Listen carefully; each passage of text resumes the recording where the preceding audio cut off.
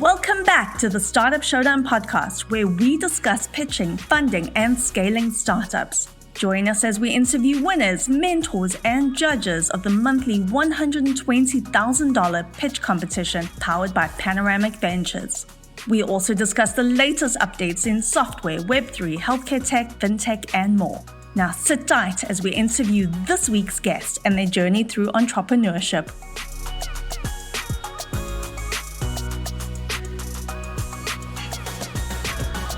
Lee Cantor here, another episode of Startup Showdown, and this is going to be a fun one. But before we get started, it's important to recognize our sponsor, Panoramic Ventures. Without them, we could not be sharing these important stories. Today on Startup Showdown, we have John Yates, and he is with Morris, Manning, and Martin. Welcome, John. Thank you. Thanks for inviting me. Well, I'm excited, first off, to share with our listeners what you got going on at Morris, Manning, and Martin. Talk a little bit about your practice, since you are one of the kind of linchpin people in this arena in technology, especially in the metro Atlanta area. Well, thank you. It's a pleasure to be involved here today and to be a part of this podcast, so I appreciate it. So I am a senior partner, head the technology practice at Morris, Manning, and Martin here in Atlanta. I started in the practice actually in 1981. That was the year the IBM PC was announced. So sort of the beginning of time in the technology community. Came to Atlanta at that time, didn't know anybody, but my sister had encouraged me to get involved in the tech space. And I'll tell you more about that, but I guess roll the clock forward to the present.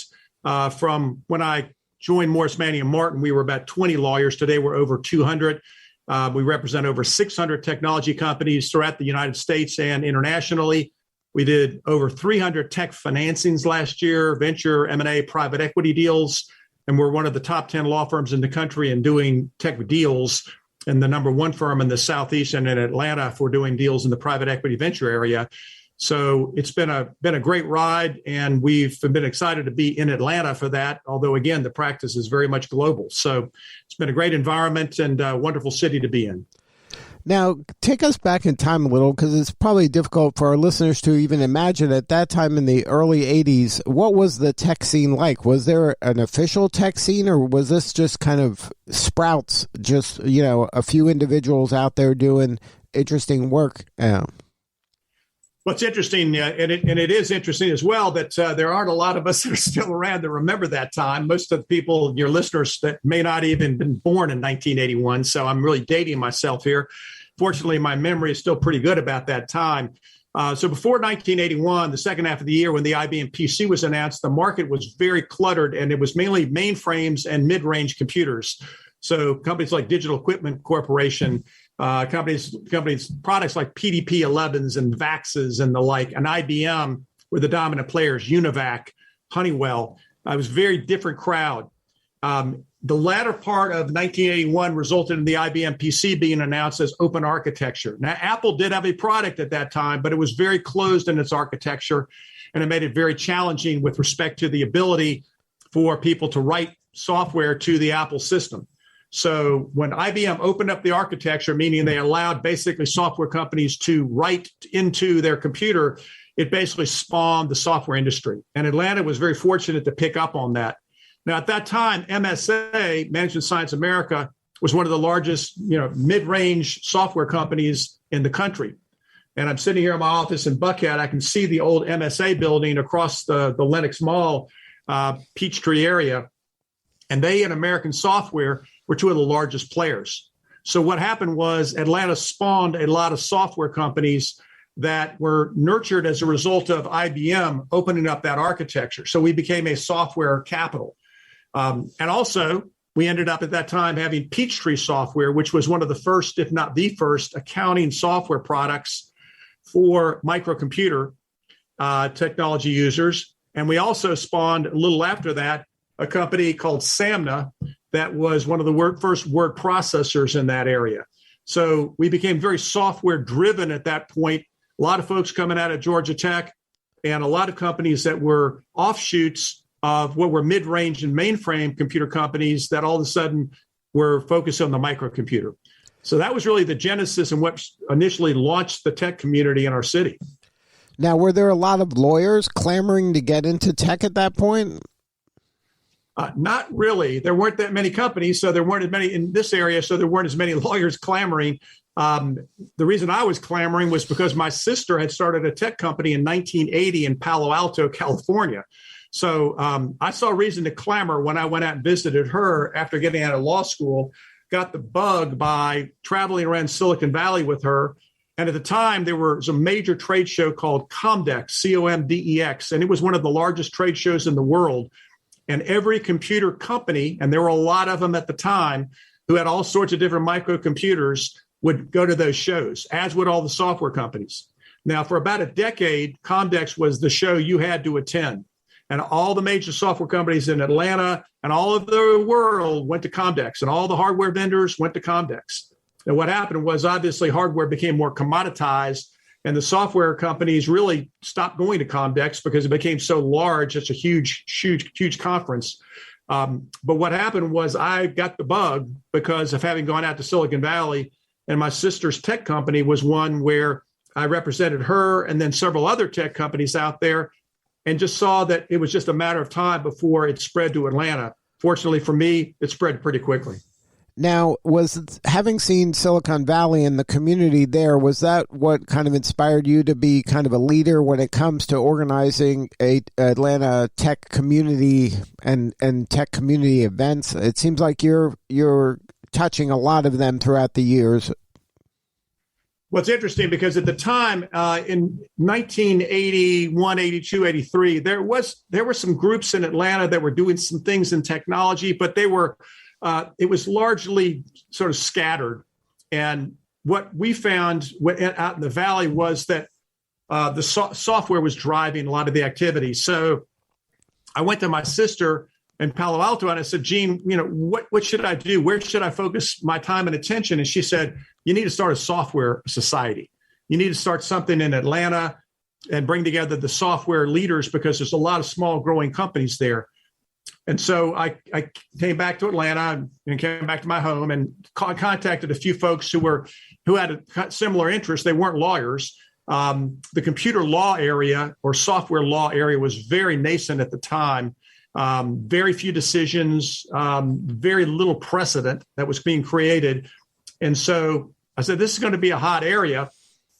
Initially, I came up with the idea we would create the Atlanta Software Society. But then I thought of the acronym for Atlanta Software Society and realized that wasn't going to work. So we said, well, let's make it the Southeastern Software Association, SSA, which is today one of the divisions of the Technology Association of Georgia, which we're also co-founders of. And so started the Southeastern Software Association, which turned into the initial pivotal group, later grew into become a part of TAG. But that was really the genesis, bringing together people that had an interest. And then finding out a lot of these were small companies that were going to grow rapidly. They just wanted to find a common allegiance with other entrepreneurs, and the SSA created that. So now I guess there was a lot of foresight to call it Southeast because the Southeast is kind of really becoming a major player in the country when it comes to technology. Could you imagine then what it is now where there's so many cities around the Southeast that are kind of making their mark when it comes to technology? Yeah, this is obviously a hot space to be in right now, and it's easy to start a tech company. You can pretty much do it anywhere right now, from any apartment in any city, anywhere in the world. And so a lot of cities are trying to attract technology businesses.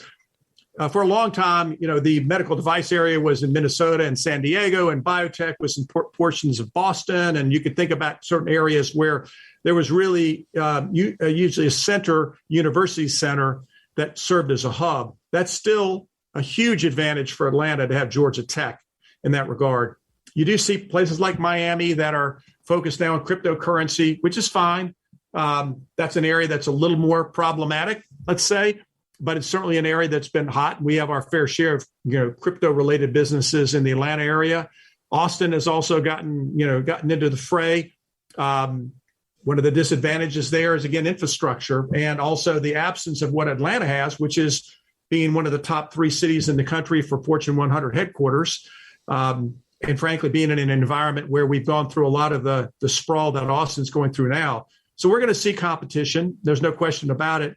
we do need to be more innovative and creative in Atlanta. And one of the great things about our city is we brought together the business community, the traditional business community, again, being top 3 in the country for Fortune 100 headquarters, with the tech business community.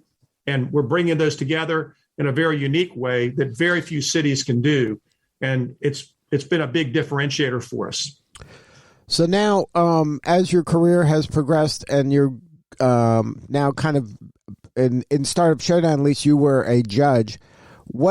How does that kind of has that changed? Are you seeing entrepreneurs today? Are they kind of similar people as they were in the 80s, 90s, and early 2000s?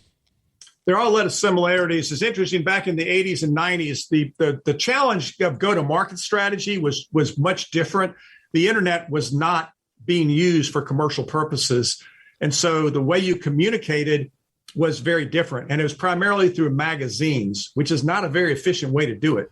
But literally for, let's say 20 years, the first 20 years of the computer industry, a lot of it was you ran ads and articles and wrote columns in magazines. That was where I started. I wrote a column on computer law in a publication called Computer Retail News that, believe it or not, was published right here in Atlanta, but it was distributed nationally.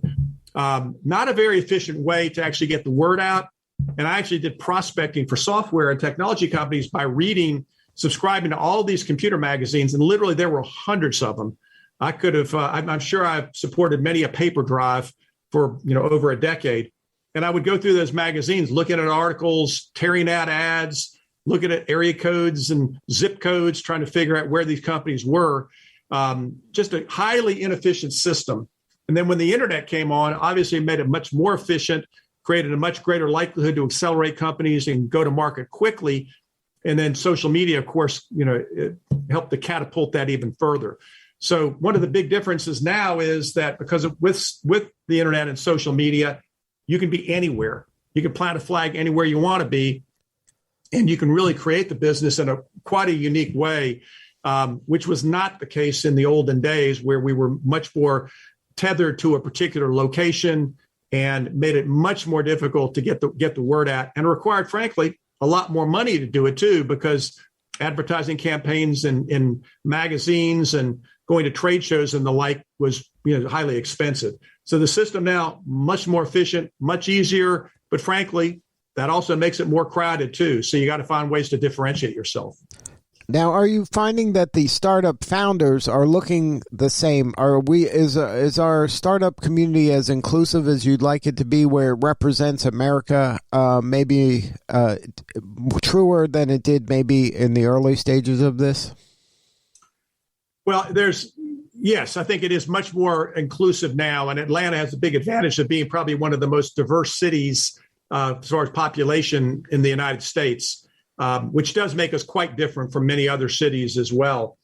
Because the barriers to entry are lower, it means that more people of any kind of color, persuasion, religion, geography can enter the market. And so it creates a great opportunity, especially for a community like Atlanta, where we have such a diverse population, and we have great mentors. I know Panoramic is one of the supporters here of this podcast. They do a wonderful job focusing on entrepreneurs, focusing on DE&I issues, diversity, as do many other companies and businesses here. So it creates a unique environment for us and a way to attract, I think, companies and entrepreneurs that, can feel comfortable that there are people like them that are in our community getting the support, and a community that really is desirous of doing that. I know our mayor is focused on that. Mayor Andre Dickens is as a Georgia Tech graduate. I know Invest Atlanta is focused. I know the Metro Atlanta Chamber. So we've got a lot of organizations that are trying to knock down any barriers that were out there for young entrepreneurs, diverse entrepreneurs.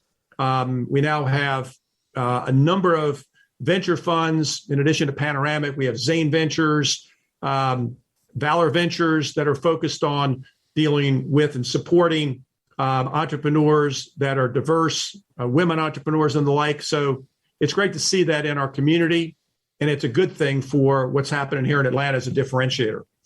Now, any advice for the entrepreneur out there that's listening that might be from an underserved community? What would you recommend they do to kind of plug in and to get involved and to give themselves the best chance for success? Well, I think there are three areas of really focus here. One are these venture funds that I've just mentioned, the early stage funds, the Atlanta Technology Angels, Panoramic, Valor Ventures, Zane Ventures. These are all groups that are helpful in directing folks to the right area. And also some of them have cohorts. I know Zane, for example, has a cohort of entrepreneurs they bring on, as do several of these other funds. So if you're an entrepreneur, you may be able to get plugged into that. There's Launchpad 2X, which is primarily for women entrepreneurs who are starting businesses as a way to get plugged in to learn about how to grow a business. And then the Technology Association of Georgia, which is, I think, probably the largest tech organization in the United States. I believe that Larry Williams, the CEO, mentioned, I think we're over 30,000 members there, which is phenomenal. But lots and lots of groups within the Technology Association of Georgia where these entrepreneurs can plug in. The Metro Atlanta Chamber is also quite helpful in that regard. And importantly, Venture Atlanta, which has now become one of the largest venture conferences in the country, is a must attend. This year, it'll be October 19th through 20th. It'll be held at the Woodruff Arts Center, which is going to be fantastic, a great way for us to tie technology and the arts together. And I know being involved with the Woodruff Arts Center on the board, we're extremely excited about bringing the technology entrepreneurs together with folks in the arts community, but also many of the tech leaders. So if you're a young entrepreneur, there are a lot of resources there, and you want to make sure you get your registration to attend Venture Atlanta. October will be here before you know it. Well, John, thank you so much for sharing your story today. If somebody wants to connect with Morris, Manning, and Martin or learn more or maybe connect with you, what's a website? Website is mmmlaw.com, and I'm also on LinkedIn. That's a good way to connect with me. I do have quite a few LinkedIn connections, and I'm always happy to help people if they're looking to connect into the network. And so I would say you can reach me at mmmlaw.com. The website provides all the information, but the email address is jyates@mmmlaw.com. And I appreciate everything that, Lee, you're doing. And this podcast is very informative, and we appreciate the support of Panoramic as well. Well, thank you again for sharing your story. You're doing important work, and we appreciate you. Thank you, Lee. All right, this is Lee Cantor. We'll see you all next time on Startup Showdown. As always, thanks for joining us, and don't forget to follow and subscribe to the Startup Showdown podcast so you get the latest episode as it drops, wherever you listen to podcasts. To learn more and apply to our next Startup Showdown pitch competition, visit showdown.vc. That's showdown.vc. All right, that's all for this week. Goodbye for now.